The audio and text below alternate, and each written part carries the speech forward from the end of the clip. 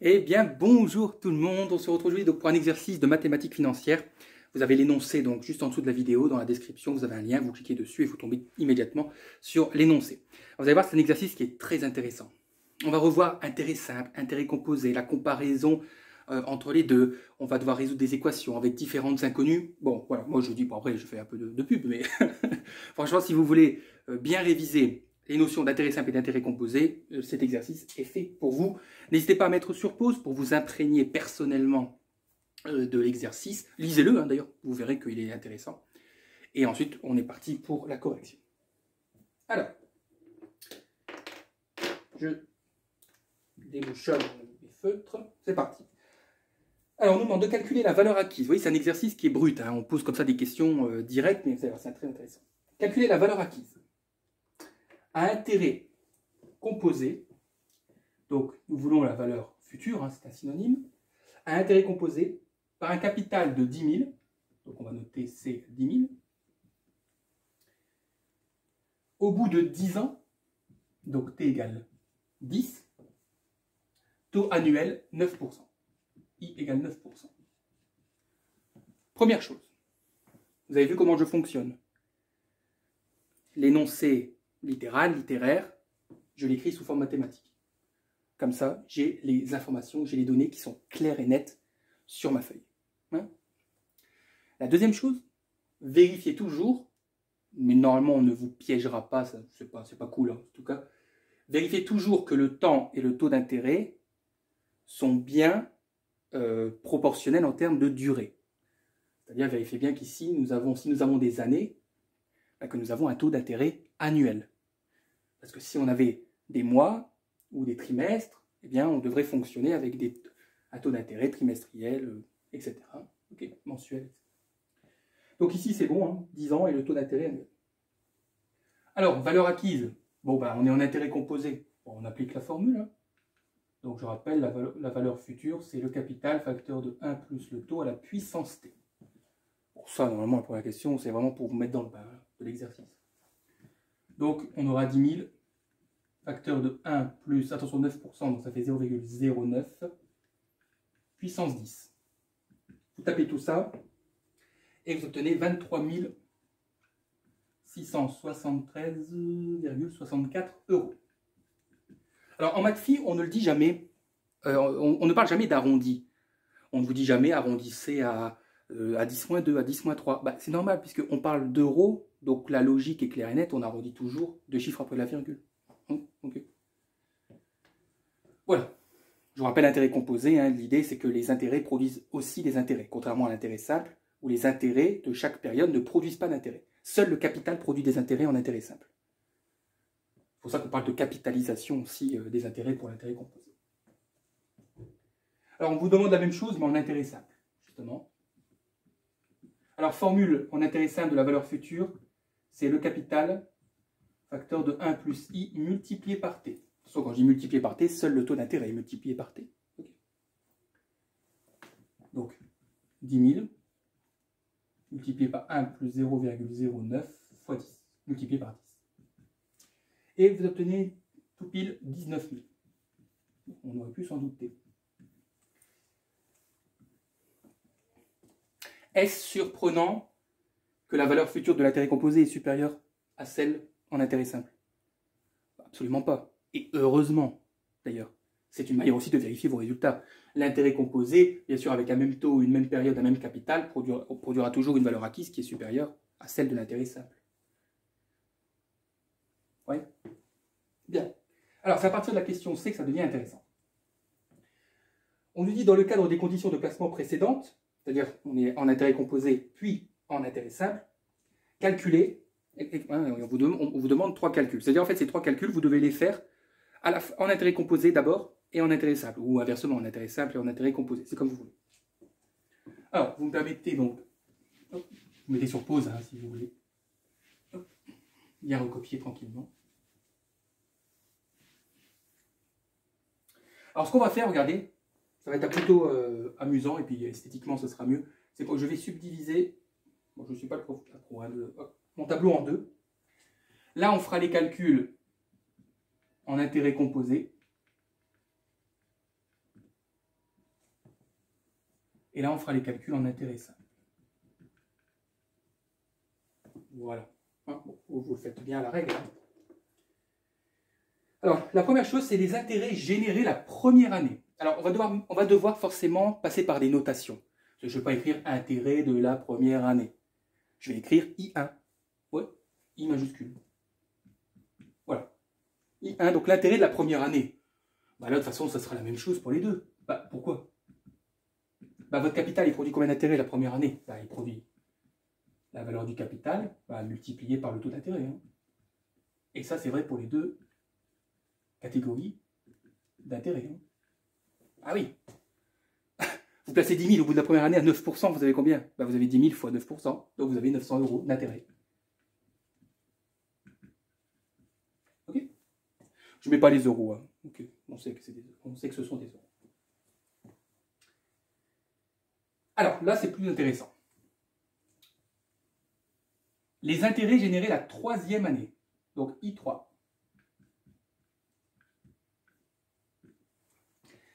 Alors, attention, on vous dit les intérêts générés la troisième année. Pas pendant 3 ans. La troisième année. Donc, on veut uniquement les intérêts de cette année-là. Alors, lorsqu'en mathématiques financières, vous voulez comprendre une certaine logique, la logique du calcul, on va passer par un petit croquis, un petit graphique, vous allez voir, ça va vachement nous aider. Alors, je vais le faire, je vais commencer la base en bleu. Donc, regarde. Hop. Ici, nous avons T0, hein, c'est-à-dire c'est aujourd'hui. Donc, ici, on a la première année, la deuxième année et la troisième année. Vous êtes d'accord? Ici, on aurait la valeur future de la première année, c'est-à-dire la valeur acquise de la première année, la somme d'argent totale que j'aurais accumulée au bout d'un an. Là, on aurait la deuxième, et là, au bout de la troisième année. Oui.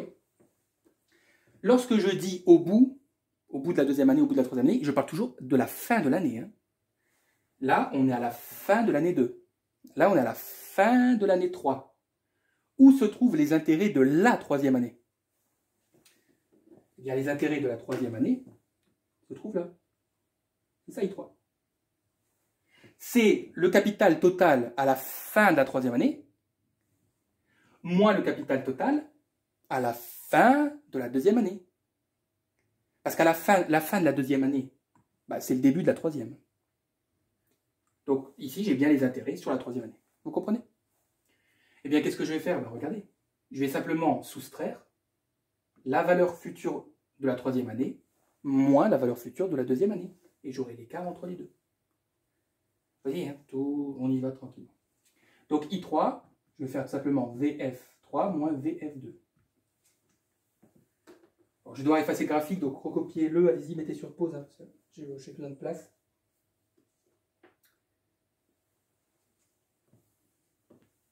Quoique non, attendez, si j'écris pas trop gros, je vais le faire ici en dessous du graphique. Alors c'est quoi la valeur future de la troisième année? C'est la formule précédente, là, hein, la valeur acquise.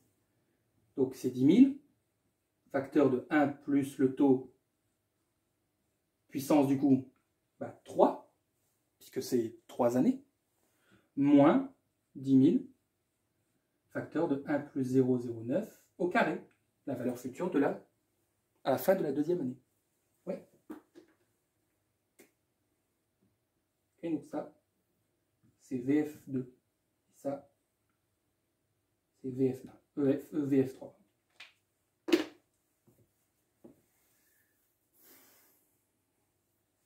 Vous tapez tout ça et vous obtenez 1069,29 €.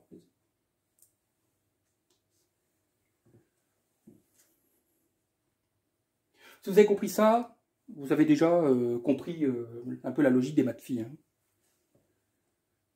Alors en intérêt simple, c'est beaucoup plus simple. Eh oui, je suis expert des jeux de mots. Oui, pourquoi? La définition de l'intérêt simple, c'est que chaque année, les intérêts sont toujours les mêmes. Parce que les intérêts se calculent toujours sur 10 000. Donc, la première année, c'est 900 €. La deuxième année, vous aurez 900 € d'intérêt. La troisième année, vous aurez 900 € d'intérêt. Les intérêts simples, dites-vous ça, hein, si vous ne le saviez pas, dites-vous, en fait, un intérêt simple, les intérêts sont égaux d'année en année. Donc, ça fait toujours 900. Ah, si l'exercice ne pouvait être basé que sur les intérêts simples.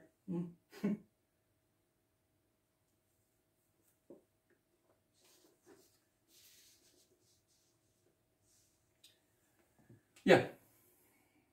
Du coup, bon, là, intérêt simple, je n'efface pas, mais intérêt composé, je suis obligé. Hein. Donc, mettez sur pause. Bon, je vais effacer aussi I1, il ne m'intéresse plus. Hop. Alors, qu'est-ce qu'on me demande? Attention ici. Les intérêts générés globalement pendant les 5 dernières années. Les 5 dernières années. Donc là, je ne veux pas les intérêts d'une année. Je veux l'intérêt total produit pendant les 5 dernières années. Donc je veux les intérêts, on va écrire comme ça, de 5 à 10. C'est-à-dire de l'année 5 jusqu'à l'année 10. On va faire un graphique, ne vous inquiétez pas. Alors justement, allons-y. Donc nous sommes en 0. Ici, on est à l'année 10. Et je répète encore une fois, après je ne répéterai plus, que ce sont toujours des fins d'année. Hein. C'est la fin de l'année 10. Alors moi, je vais les intérêts générés pendant les 5 dernières années. Donc ici, j'ai la fin de l'année 5. Déjà, vérifiez qu'entre là et là, il y a bien 5 années. Parce que vous allez voir dans d'autres exercices en maths phi, on oublie parfois une année ou un petit mois ou quelques jours. Parce que les maths phi, c'est subtil. Donc, vérifiez toujours rapidement. Vous allez dire, bah, c'est facile, 5, 10, c'est bon, ça fait 5. Oui, mais ne raisonnez pas comme ça, s'il vous plaît. Parce que vous verrez, parfois, vous allez tomber dans le piège. Donc, comme on est à la fin de l'année 5, regardez. Ici, on a la fin de l'année 6, la fin de l'année 7, la fin de l'année 8, la fin de l'année 9 et la fin de l'année 10. Est-ce qu'on a bien 5 années d'intérêt? Une année d'intérêt, 2, 3, 4, 5. C'est bon. On a bien les 5 dernières années ici. Eh bien, je pense que vous avez peut-être déjà la réponse. On va faire comme dans la question précédente. C'est-à-dire qu'on va déterminer la valeur future à la fin de l'année 10 et la valeur future à la fin de l'année 5. Et on va soustraire les deux. Et on aura les intérêts de la période. Ouais. Donc, 10 000, facteur de 1 plus 0,09 puissance 10, moins 10 000, facteur de 1 plus 0,09 puissance 5. Et si vous tapez tout ça sur vos calculatrices, vous obtenez 8287,4 sur 44.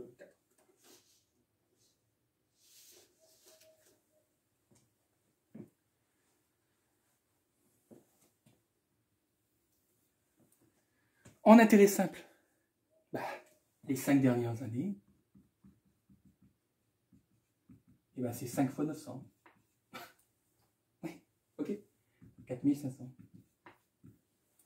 Est-ce surprenant que les intérêts totaux en simple sont inférieurs aux intérêts totaux en composé? Absolument pas. Et évidemment, et heureusement. Okay, c'est un petit moyen, ça ne veut pas dire que vos résultats sont exacts, mais en tout cas, c'est un petit moyen de vérifier, et si vous n'êtes pas trop éloigné de la vérité, c'est que les intérêts composés sont toujours supérieurs aux intérêts simples. Bien sûr, même taux, même durée, même capital. C'est presque le double, hein, d'ailleurs, s'il faut regarder bien. Bon, on a quand même un joli taux de 9%. Hein. C'est pas le livret A qui vous permettrait d'avoir des intérêts à 9%, je vous le dis. D'ailleurs, il n'y en a pas vraiment, des intérêts. Même le PEL, on est autour des quoi, le PEL? Je me souviens, on est autour peut-être des 3% de PEL.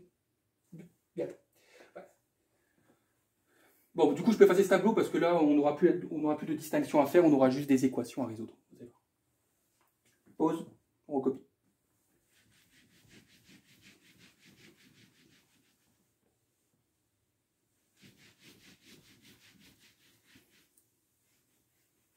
N'hésitez pas à me dire en commentaire, je fais une petite parenthèse un peu pour ceux qui voient rapidement comme ça.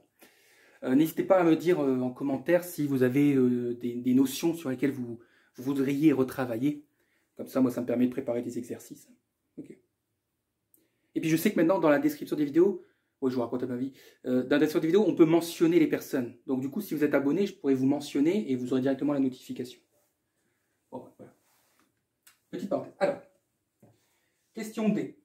Au bout de combien de temps la valeur acquise à intérêt simple serait-elle égale à la valeur obtenue en A? La question petit a, première question. Bien sûr, on vous précise même capital et même taux. Ben, c'est quoi la valeur qu'on a obtenue en A? C'était 23 673,64. Et je rappelle que cette valeur, c'était la valeur future en intérêt composé. Ben, ce qu'on vous demande, c'est de savoir au bout de combien de temps cette somme on peut l'obtenir, mais en intérêt simple. Voilà, c'est ça qu'on vous demande. Donc, je vais appliquer la formule de l'intérêt simple, et je vais l'égaliser à ça, puisque c'est ça, c'est cette valeur que je veux. Une équation. Donc 10 000, facteur de 1 plus le taux, mais du coup, notre inconnu, c'est le temps, multiplié par t. Ouais, ça va. Donc je prends, on me dit la valeur obtenue dans la question 1. Ben, je prends la valeur obtenue dans la question 1, je cherche une durée, donc t c'est l'inconnu, mais je veux que ce soit en intérêt simple que j'obtienne cette somme. Voilà. Allez, petite résolution. Évitez, s'il vous plaît. Je le répète, hein, je sais que pour ceux qui regardent toutes mes vidéos de maths filles, vous commencez peut-être à en avoir marre, je répète toujours la même chose, mais c'est important pour ceux qui découvrent cette chaîne. Ne faites jamais d'arrondi en maths filles. Ne prenez pas cette habitude. Donc je ne vais pas taper sur ma calculatrice 23 000 divisé par 10 000. Je vais écrire le tout. C'est-à-dire que je laisse toutes les opérations. Comme ça, à la fin, j'ai un gros truc. Bon, pas ici, ça sera petit, mais j'ai un gros truc. Je tape tout sur ma calculatrice et j'ai le résultat exact. Donc divisé par 10 000 égale 1 plus 0,09t. Attention, le t ne multiplie que le taux, je le rappelle. On fait passer le 1, donc ça va faire moins 1. Donc ça fera 23 673,64 sur 10 000 moins 1 égale 0,09t. Et du coup, tout ça, je vais le diviser par 0,09 et j'aurai la valeur de t.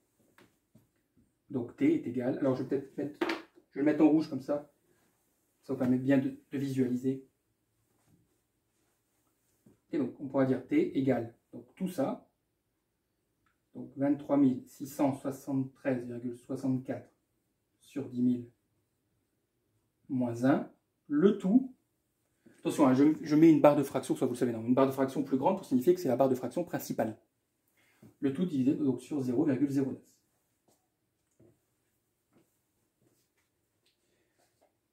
Alors, je vous conseille vivement d'utiliser les calculatrices collège. Parce que les calculatrices graphiques, d'ailleurs, je pense que c'est peut-être interdit aux examens, parce qu'il y a forcément la fonction programme dedans, mais les calculatrices collège, ce qui est bien avec elles, c'est que vous avez une touche où vous pouvez recréer les fractions de cette manière-là. C'est-à-dire que sur votre calculatrice, vous voyez ça. Du coup, ça permet d'éviter de faire des erreurs, parce qu'avec les calculatrices graphiques, vous devez mettre des parenthèses, c'est un bordel pas possible. Donc, moi, je vous conseille d'utiliser les calculatrices collège. Et vous allez donc obtenir 15,19 années.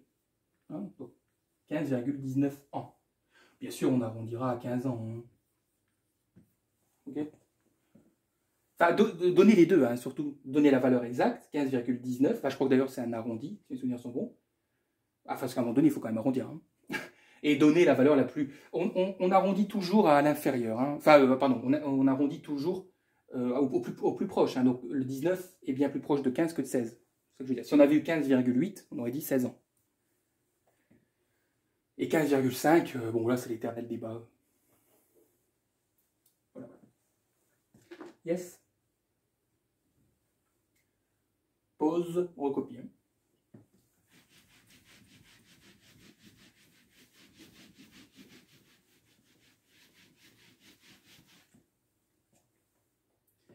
Alors, question E. Alors, vous allez voir, c'est l'inverse de la question A. Parce qu'on vous dit, au bout de combien de temps la valeur acquise à intérêt composé était-elle égale à la valeur obtenue dans la question 2?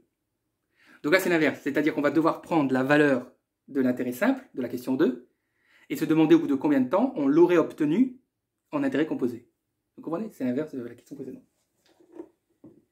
Alors, la question 2, on avait obtenu 19 000. Vous reprenez hein, la question, on avait obtenu 19 000. Donc ça, c'était la valeur en intérêt simple. Mais cette valeur, maintenant, je la veux, mais en intérêt composé. Et donc, je me demande au bout de combien de temps. Je vais appliquer, c'est toujours pareil. Je vais appliquer la formule de la valeur acquise, mais en intérêt composé. Donc 10 000 facteur de 1 plus 0,09.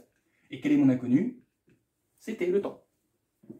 La question commence par au bout de combien de temps. Donc là, en termes de reconnaissance de l'inconnu, je pense que bon, on est pas mal. Alors, on doit trouver t. Attention, l'inconnu est une puissance. On va voir ce qu'on va utiliser.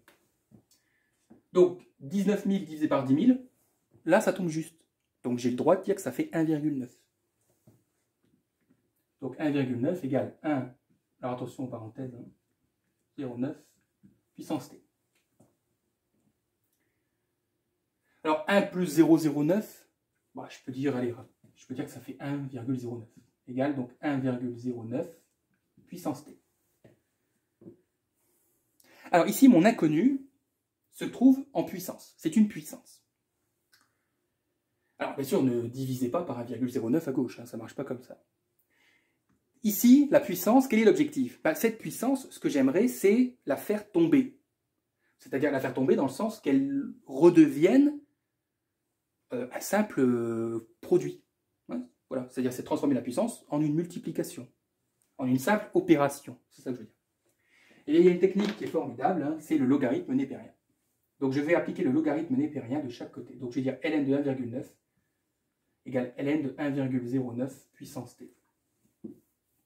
Ce que je fais à gauche, je le fais à droite, l'équation ne change pas. Et du coup, la propriété du ln, c'est que ln de a à la puissance b, c'est b fois ln de a. C'est-à-dire que c'est l'objectif qu'on voulait, la puissance redevient une multiplication. Ça tombe bien, c'est mon inconnu. Donc j'aurai ln de 1,9 égale t multiplié par ln de 1,09. Et là, j'ai plus qu'à diviser. T sera égal à ln de 1,9 divisé par ln de 1,09. Vous voyez pourquoi je ne vous dis pas d'arrondi? Parce que si vous aviez fait un arrondi de ln 1,9, vous auriez fait un arrondi de ln 1,09, ça fait déjà 2 arrondis. Ça fait beaucoup. Vous aurez des exercices où parfois vous allez avoir besoin, je ne sais pas moi, de 6-7 lignes de calcul. 6-7 lignes de calcul arrondi, ça fait beaucoup. Et donc t égale 7,45 ans, soit on dira à peu près 7 ans. Voilà. Dites-le comme ça. Soit environ, d'ailleurs. 7 ans. Soit environ. Vous voyez que cet exercice est sympa. Ça nous permet de revoir, par exemple, vous voyez là, le logarithme népérien, une inconnue en puissance.